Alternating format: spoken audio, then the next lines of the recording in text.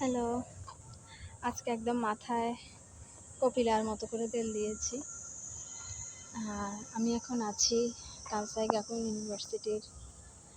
University কূপ আছে, সম্ভবত এটা ক্যাফেটেরিয়া এলাকা, ক্যাফেটেরিয়াই হবে। এই যে খোলাই দেখতে পাচ্ছি না, ওদের এখানে এই যে এটা হচ্ছে, এটা দেখা যাচ্ছে, এটা হচ্ছে ডিপার্টমেন্ট অফ অ্যাথলেটিক্স।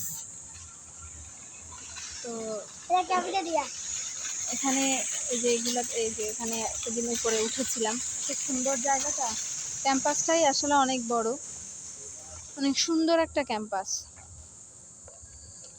কিন্তু যাবার দিন ঘনিয়ে এসেছে। যত সময় এগোচ্ছে তত মন খারাপ জেঁকে বসছে।